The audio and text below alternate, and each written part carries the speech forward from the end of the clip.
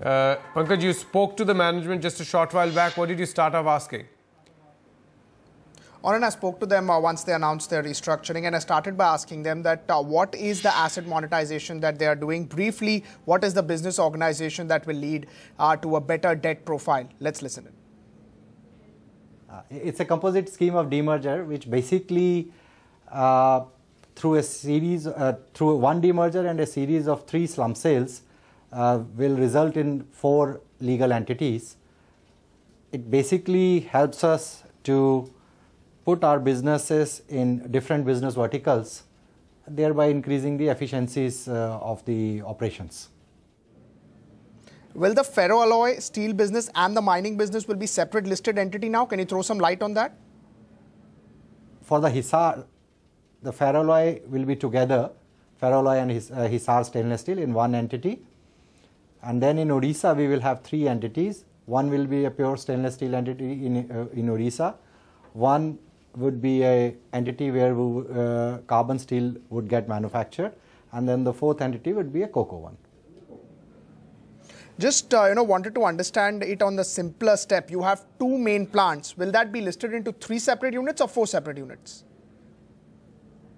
We have 2 main plants. One, Hisar, would be separately Hisar, and the Odisha one will be split into further 3 units, 3 legal entities. And what benefit will this splitting of divisions give you? How will it help in better cost rationalization, better cost efficiencies? Why can't it happen at this point of time in the current structure?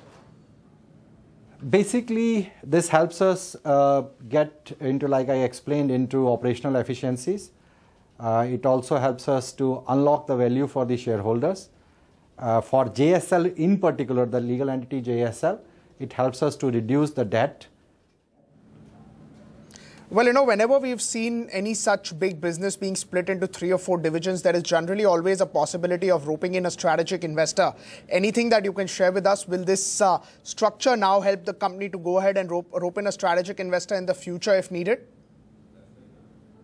Definitely. The system also enables us to get strategic investor into any of the 4 legal entities and more logically into the 3 legal entities other than JSL. But definitely yes.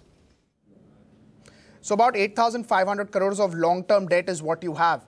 Where do you see it sustaining over the next 2 years because of this reorganization once it gets complete, once the slump sale is behind us?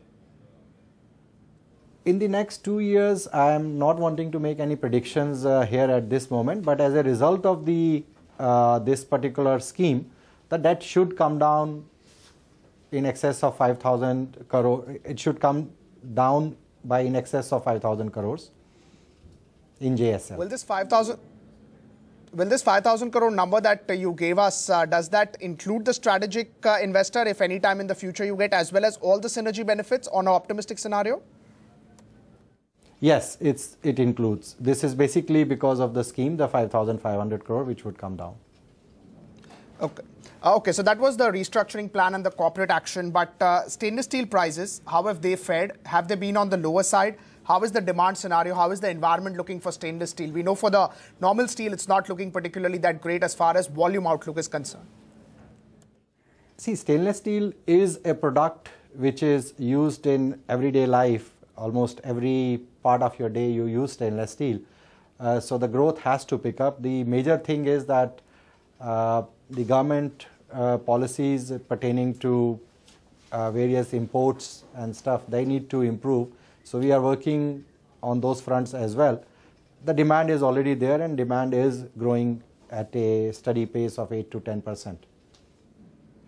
Right. Just a last word. The hot rolled has seen an anti-dumping or a safeguard duty coming in for your product. That's the cold roll. Have you made any presentation to the government? Are you hopeful that you would get safeguard duty even on your product?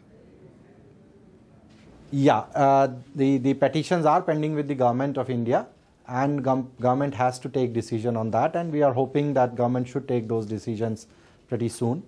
But of course, government has their own processes to follow. Right, Jitendra, thank you so much for joining us here, and congratulations on that big business reorganization that you've done at Jindal Stainless. Anand, that was the management of Jindal Stainless saying that two main plants will be split into 4 units and the debt will come down by about 5,000 crores. It includes some sale, getting a strategic investor as well as synergy benefits.